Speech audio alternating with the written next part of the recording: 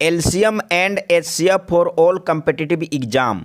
ये प्रश्न एलसीएम तथा एचसीएफ टॉपिक से है। चलिए सबसे पहले प्रश्न को अच्छा से समझिए।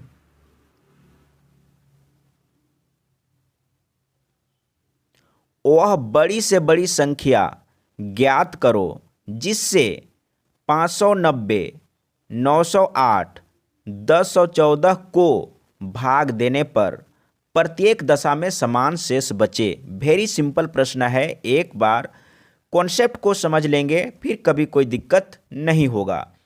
इस तरह का प्रश्न कहीं पर भी आता है तो कैसे सॉल्व करेंगे। सबसे पहले तीन संख्या दिया हुआ है, तीनों का एक दूसरे से डिफरेंस मालूम करेंगे। जैसे ये दोनों का डिफरेंस, ये दोनों का डिफरेंस, ये दोनों का डिफरेंस, यानी कि तीनों संख्या का एक दूसरे से डिफरेंस मालूम करेंगे।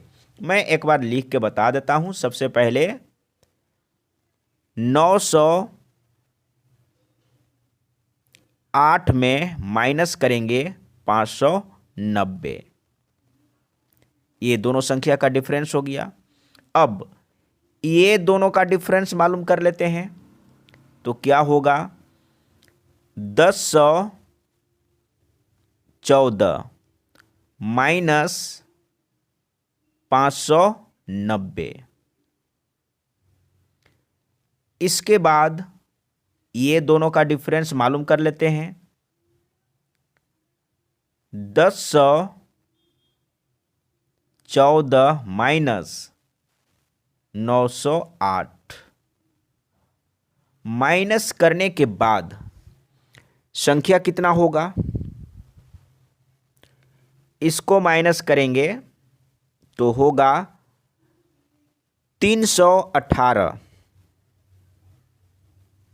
माइनस कर लीजिए 318। इसके बाद ये दोनों को माइनस करेंगे तो कितना होगा, माइनस करके एक बार देखते हैं। 424, 424। ये दोनों को माइनस करके देखते हैं तो कितना बचेगा, इसमें 106 बचेगा, 106। तीनों का एक दूसरे से डिफरेंस मालूम करने के बाद ये तीनों संख्या का एचसीएफ मालूम करेंगे, वही आंसर हो जाएगा।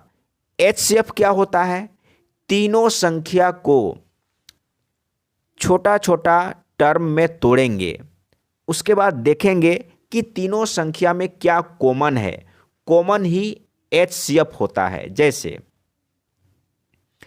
और शॉर्टकट करने के लिए इसमें थोड़ा एक्स्ट्रा दिमाग लगाना होगा। सबसे पहले देखते हैं, मान के चलते हैं कि 106 है, इसका एक ही गुणनखंड 106 है। अब इसको 106 से डिवाइड करके देखते हैं कि डिवाइड होता है या नहीं, या गुना करके देखिए कि 106 में कितना से गुना करेंगे कि इतना आएगा, 106 में कितना से गुना करेंगे कि इतना आएगा। तो गुणनखंड सभी का मालूम हो जाएगा। जैसे इसमें तीन संख्या है तो सबसे पहले 318 है तो देखते हैं 106 गुने कितना करेंगे कि 318 आएगा, तो 3 से गुना करने पर हो जाएगा 3 से, यानी कि 318 का एक गुणनखंड हम लोगों को यहाँ पर मिल गया। ठीक है, इसके बाद 424 है तो देखते हैं सबसे छोटी संख्या को लेके ट्राई करना है।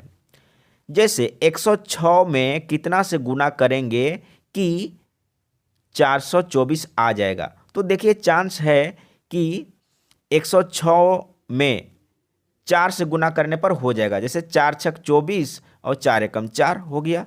तो फिर से लिखेंगे 106 गुने 4, यानी कि इसका गुणनखंड हो गया, और ये तो 106 गुने 1 होगा। ठीक है, तो ये तीनों संख्या का हम लोग यहाँ पर गुणनखंड यानी कि छोटे छोटे टर्म में गुणनखंड में लिख चुके हैं। अब देखेंगे कि तीनों में क्या कॉमन है। तो तीनों में 106 कॉमन है, यही हो जाएगा HCF और यही HCF इसका आंसर हो जाएगा।